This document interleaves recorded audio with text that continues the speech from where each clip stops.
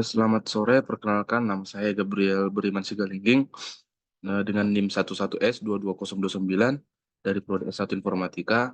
Berikut saya akan menjelaskan video penjelasan untuk mata kuliah AOK, di mana di sini kami diminta untuk menjelaskan tentang apa yang kami tahu mengenai multicore komputer. Nah, baiklah, saya akan mulai. Multicore adalah istilah yang merujuk pada eh, desain komputer, di mana di sini melibatkan lebih dari satu unit untuk melakukan pemrosesannya. Di mana eh, ini juga menggunakan sebuah chip prosesor. Inti core adalah eh, unit pemrosesan independen yang dapat mengeksekusi instruksi program. Dengan adanya inti inti dari core itu atau yang kita gunakan chip prosesor, maka komputer dapat melakukan beberapa tugas dengan bersamaan atau paralel. Sebagai contohnya, saya akan menjelaskan beberapa poin penting tentang multicore komputer.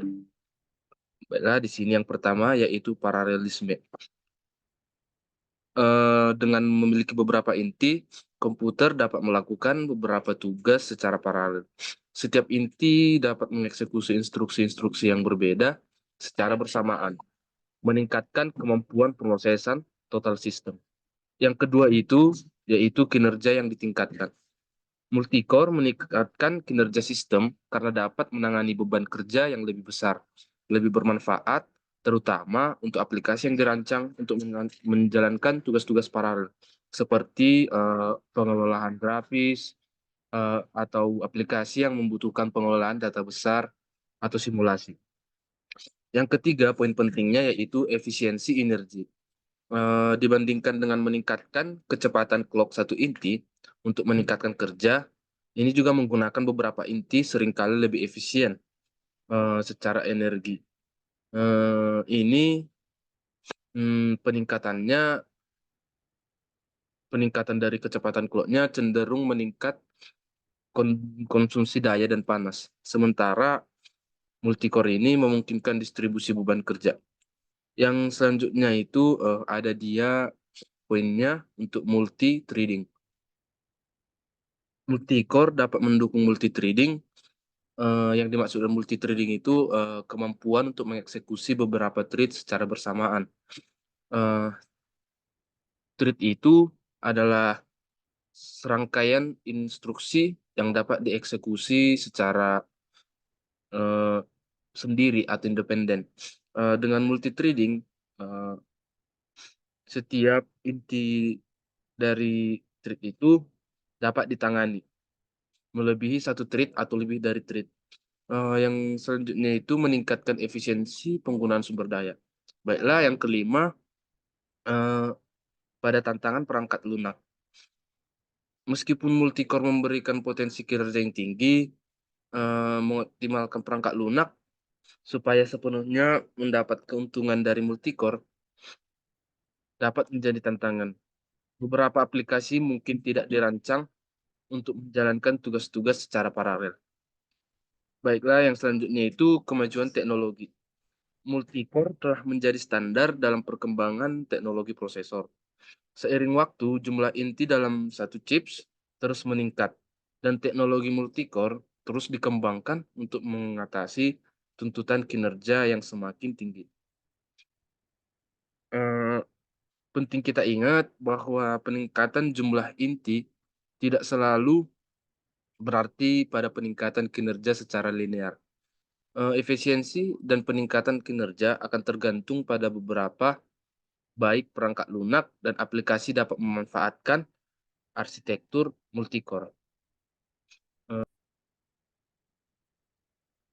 eh, Contoh besar yang bisa saya jelaskan itu eh, bayangkan kita memiliki pekerjaan besar yang perlu diselesaikan, seperti menyusun laporan yang kompleks. Jika kita bekerja sendiri, mungkin kita memerlukan waktu yang lama untuk menyelesaikan semuanya.